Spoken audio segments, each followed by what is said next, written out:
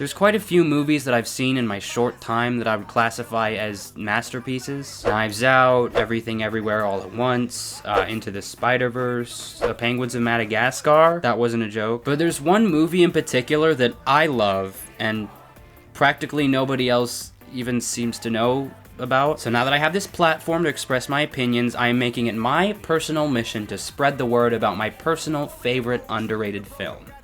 Spare Parts. This is going to be a quick one, but first let's rewind a bit. Let me set the scene for you. The year is before COVID, and my 3rd grade class and I were going on a field trip to a science center. We had a blast doing sciencey stuff and looking at T-Rex bones and doing Kinect Adventures, which was there for some reason. But the finale of this tour was a screening of the IMAX movie Dream Big, which featured a series of true stories about really cool engineering feats. And one such story was that of 4 undocumented Mexican high schoolers, Oscar, Cristian, Lorenzo, and Luis, who beat the odds by taking home gold in an underwater robotics competition against the nation's top colleges. I was amazed by this story, and not only did it fuel my fascination with engineering, but now I was fascinated with these boys. I mean, just from those interviews, it was so clear that this competition was a truly transformative experience for them. This story is so awesome, thought 3rd grade me. How is it not a movie yet? And, well, as you can probably guess, it is. Well, actually, the movie is like based on a book that was based on an article that was based on this true story. It was a long time coming. So when I first heard that the story of the Carl Hayden Community High School robotics team was getting a feature-length film adaptation, I was a little bit skeptical, but it had George Lopez, Marissa Tomei, and Jamie Lee Curtis in it, so my sister and I were like, what the heck, we put it on, and ever since then, we religiously rewatched it at least once a year. Now, I'm gonna look like a huge idiot if I make this video with the idea that this movie is underrated, and then everybody comes along in the comments like, no dude, we all know about this movie, you're not special, in which case, I would deserve that. But regardless, here's my quick review of 2015's Spare Parts. The first thing I want to talk about is the movie's title. I didn't actually pick up on the double meaning the first time, so I feel like it's worth mentioning. Spare Parts refers, of course, to the spare parts out of which Carl Hayden made his robot. They were strapped for funds, they weren't being taken seriously by the school or the community, and they had to settle on the cheapest possible options for equipment and gear. Spare Parts also refers to the boys themselves. They're 4 completely different guys pulled from different social circles. Society also kind of rejects them, so they're spare parts in that way. And they all come together to form an unlikely team, a unit, a well-oiled machine, if you will. So that's pretty clever. But enough babble. The real question is, why this movie? There's plenty of movies out there based on incredible true stories like In Cold Blood, Catch Me If You Can, The Social Network. And Spare Parts doesn't really break the mold in any way. The cinematography is good, the score is good, it fits tonally with the scenes, the editing is good, but there's plenty of other movies with much better of those things than this one. So why focus on this movie? Well, 1, like I said, I think it's underrated. But 2, I think this story is way more deserving of being told on the big screen than those other 3. If you know what I mean. Also, it's about high school boys. I've yet to see very many of these inspired by true events movies about teenagers finding their way through life. And actually, I think that might be the main thing that made me so fascinated with this movie. Cause like, a lot of my favorites achieve that status in large part because of their technical aspects. Everything Everywhere All at Once has insanely smooth choreography. Knives Out has a bunch of twists and turns in its mystery plot. Tenet is just a huge mindfuck.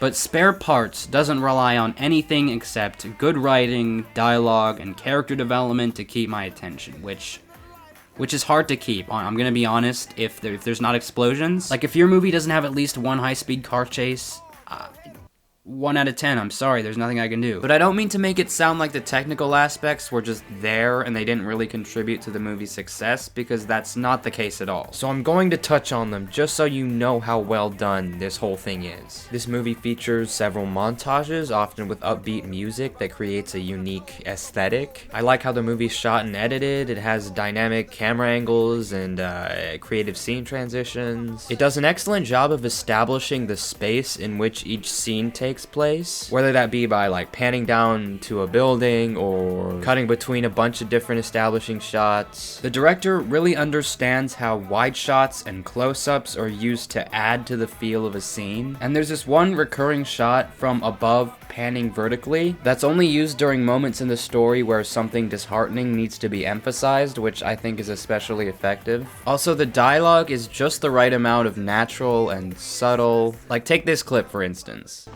What's MIT? Massachusetts Institute of Technology.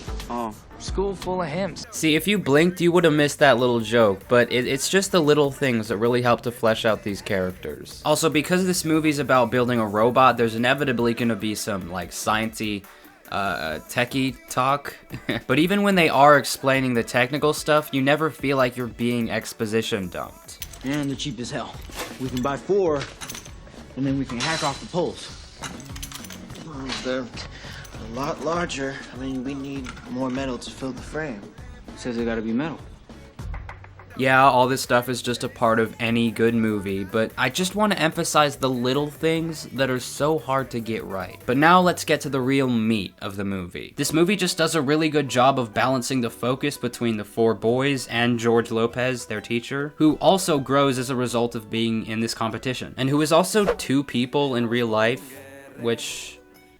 yeah, that was a good decision. The movie shows all 4 of their home lives, where they all struggle in different ways. It shows how they gradually come together to form the team. And once the team is formed, it perfectly showcases their ingenuity, resilience, and most of all, friendship in an astonishingly real way. Because, like, they were real, and they were on set during the making of this movie. But it is impossible to overstate the importance of the acting here. I love this cast so much. Every line delivery, every mannerism, especially from good old Luis, adds so much to the immersion. And I don't even know how some of these bigger actors even caught wind of this, but kudos to them for being a part of this studio independent project. I just love that how even though George Lopez is a more famous guy than these 4 kids, every character in this movie is on a level playing field. They also give plenty of time to Jamie Lee Curtis and Marissa Tomei's characters, whose inclusions are just simply delightful. Now, some of these events, I don't actually know if they happened or not, like Oscar's connection with McDonald's or Lorenzo's brother robbing the convenience store. But either way, it's crazy how these events lend themselves so perfectly to character development. Whether the events are tragic, intimate, triumphant, or just funny. There's no way you'll be bored watching this. And the final scene, the part after Carl Hayden are declared the winners, that part gets me every time. It wraps up 5 character arcs at the same time so neatly. And it always leaves me with that perfect, warm, just satisfied feeling. Wait, and don't even get me started about that last line of the movie. It's God, you gotta experience it. It's magical, it really is. I'm giving Spare Parts a 10 out of 10. I honestly have no issues with this movie. It just feels so timeless and personal in a way that's tough to replicate. So hopefully my rambling has convinced you to give this movie a watch. It is such a funny and feely-goody movie. It's a commentary on the immigrant condition, of which I will never know fully, and they also built a cool robot. But do you know what could have helped them build a better robot? That's right, this video is sponsored by No, I'm kidding. And knowing that all, or at least most, of this stuff actually happened just makes it that much more awesome. And I know that what happened after the events of this movie it was a little bit more complicated, wasn't all sunshine and rainbows, but I still really like this story and what it represents on the most basic level. The American dream.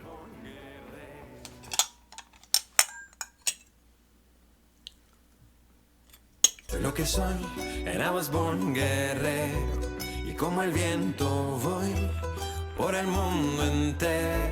Hey guys, and thanks for watching another unironic video. I've been wanting to make a video about this movie for a while, and I've been planning this long formatted video, like analyzing every scene from this movie, but eventually I was like, wait, I'll just keep it short and simple and let them watch it themselves. So I said, fuck it, and here it is. I'm very curious to know what your guys' favorite movies that you really like but nobody else has ever heard of So leave those in the comments. I always love reading those. Also, the day I'm uploading this, October 2nd, just so happens to be my birthday. Yay! And the best possible gift you could give me is smashing that like button and sharing this video with your friends. And if you don't, of course, I'll have to take tampons and shove them down your throat until you suffocate.